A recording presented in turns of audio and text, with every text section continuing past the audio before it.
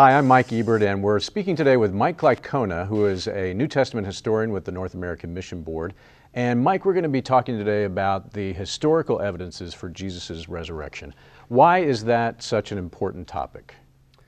Well, the early Christians made it very important in our society, our culture, where we're talking about worldviews, truth, what can we know. It becomes relevant for us. The early Christians, in fact, Paul, who is perhaps our earliest Christian writer, says in 1 Corinthians 15:17 that if Christ has not been raised from the dead, our faith is worthless. And in fact, in the original Greek, the word worthless is placed first in the clause to draw attention to it. Paul is adding emphasis here. Completely useless, worthless is your faith if Jesus has not been raised.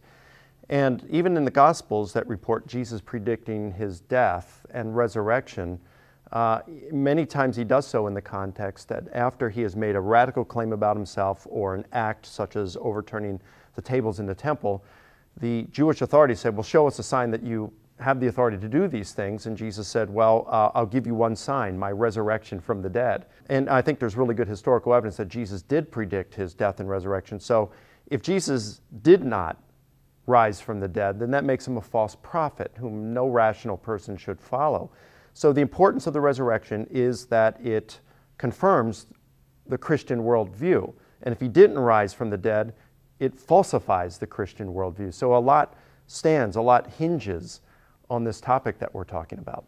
Now, as believers, we're obviously placing our faith in Jesus, so there is a faith element to that. Why do Christians also need to know the historical evidences? Oh, good question.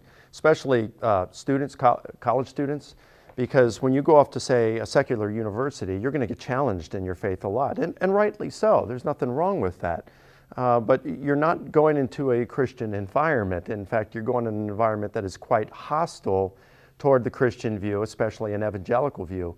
2007 report by two Jewish researchers found that whereas only 3% of American faculty were negative toward Jews, 22% were negative toward Muslims, and 53% negative toward evangelical Christians. So there's an overt bias against evangelical Christians in the university today. And in fact, I've heard lots of stories from students saying, first day of class, professor says, how many of you are Christians? A few raise their hands. He says, by the end of this semester, my objective is that you will no longer be a Christian. I can't imagine them doing it with anyone else, a Muslim student or a Hindu student, a Jewish student. We want to deconvert you from your religion, but they're doing it with Christians all the time.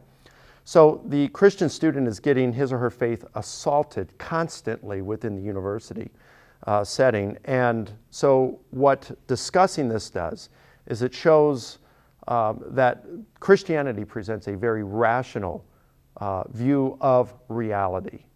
It confirms the Christian view as the accurate view of reality. So there's really good reason for Christians to be studying this. Now, you've really made this the center of your studies and most of your work. Your doctoral work was centered on this. How did you get so interested in this topic of historical evidences of Jesus' resurrection? My own personal doubts got me involved. I was questioning whether Christianity was true. I ended up talking to Gary Habermas. I'd never had him for a class, but he had a good reputation amongst the students that you could go to him, and so I did. And so we were talking about all kinds of evidence for God's existence and Christianity. I was initially attracted more to the scientific evidence, say the arguments for intelligent design that are given today. But as Gary talked more, it's like, okay, well, the resurrection of Jesus, wow, if the arguments for design are true, then that shows that an intelligent designer created the universe, which is consistent with the biblical view, but it doesn't necessarily confirm the Christian faith. But if Jesus rose from the dead, then you've got God and Christianity. And I thought, well, that's pretty cool. And there weren't as many people studying it at the time, so as, say, with the creation-evolution debate. So I became really interested in this, but primarily because of its overall value in answering the question of whether Christianity was true. Now, there are probably thousands of scholars that study this topic and have an expertise on it. Where would you place the current thinking within biblical and New Testament scholarship when it comes to this issue of did Jesus rise from the dead? I can't answer in terms of what percentage of biblical scholars would accept it. I would say, in my opinion, most biblical scholars are not Christians. And you say, wow, well, that's kind of interesting. How can that be? Well, that's a different issue. But I mean, I'm a member of the Society of Biblical Literature, which has probably 5,000, 6,000, 7,000 members. And a lot of them, more than half of them show up, far more than half of them show up once a year at the annual meeting of the Society of Biblical Literature here in the United States. And you have atheists in that group. You have people like Bart Ehrman, who's an agnostic. You've got Geza Vermesh, a Jewish scholar. You've got Elaine Pagels, John Dominic Crossan, Marvin Meyer, all these folks, like several of those I just mentioned of the Jesus Seminar, that are on the real fringe of the theological left.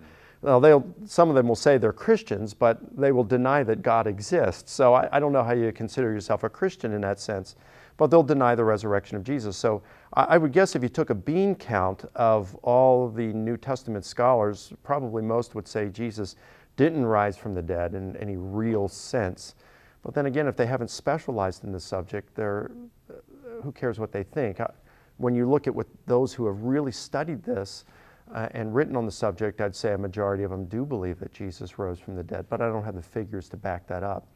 I would say that we can talk more intelligently along the lines of what scholars who have studied the subject grant in terms of the facts upon which we might build a case for the resurrection. Things such as Jesus' death by crucifixion, that subsequent to Jesus' death, there were a number of people who had experiences in individual and in group settings in which thoroughly convinced them that Jesus had been raised from the dead and had appeared to them in individual and in group settings. Another one would be the conversion of the church persecutor Paul based upon an experience that he perceived was of the risen Jesus who had appeared to him. All right, now, are some of those things you mentioned, are those what you would consider the historical bedrock, some of those elements, or what is that phrase, historical bedrock? What does that refer to? I would refer to that as the historical bedrock. Historical bedrock is basically facts that are pretty much beyond doubt. Facts that are so strongly evidenced that the majority of biblical scholars have granted them, including skeptics, atheists, agnostics, Jewish scholars, liberal Christians, everybody would grant them. Historical Jesus scholars talk about building a portrait or painting a portrait of Jesus. In order to do that, what you do is you consider those facts that have a great deal of evidence that everybody grants. That's considered the historical bedrock, and upon that you build your historical Jesus with less evidence, well-evidenced facts. What are some of those facts that you're talking about there? The second tier, the less evidenced ones, but still very strongly evidenced. Things such as the proclamation that Jesus was raised bodily, the empty tomb, that Jesus predicted his violent, imminent death and subsequent resurrection by God, and the appearance and conversion of Jesus' skeptical half-brother James. So those are not quite what you'd call bedrock, but you still have a lot of scholars that probably do agree on those things. That's correct. Why do you think this topic continues to be so popular, Mike? I mean, we see probably about a dozen books each year written about it. We see, and some of them are pretty good sellers. There are seminars, there are debates on college campuses. You participate in some of those. We're still pretty enamored, society is, with this topic. Why do you think that's the case? Oh, it's hard to say. If I had to guess, I'd say it's because, again, Christianity stands or falls on whether Jesus rose from the dead. I think most scholars recognize this. That's why Dale Allison, who regards himself as an agnostic, refers to this as the topic we're discussing now as the prize puzzle of New Testament research.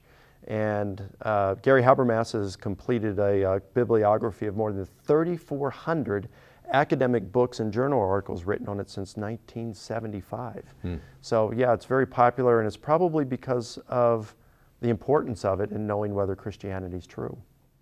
Now, there are obviously some other theories out there that explain the resurrection. What are some of those things? If a scholar was to say they have doubts or they're skeptical, what are some of the alternatives that they put forth? Well, there's a number of them. Probably the most popular one today is hallucinations, that they all experienced hallucinations, the disciples, that is. So they weren't necessarily lying, they just thought they saw something that Right. really didn't happen. The fraud theory that they were lying is something that was accepted probably 100 years ago by some, but nobody I know of really accepts it today. So yeah, they would discount fraud, but they'd say they had a hallucination, they were grief-stricken, and so they experienced a hallucination of Jesus. So that'd probably be the most popular. Metaphor is another popular one, that they sincerely believed that Jesus had been raised from the dead. They didn't have appearances though. What they do is they use the resurrection as a metaphor to say that Jesus, to represent Jesus' continuing power and presence among the church today. Those probably be the two major ones.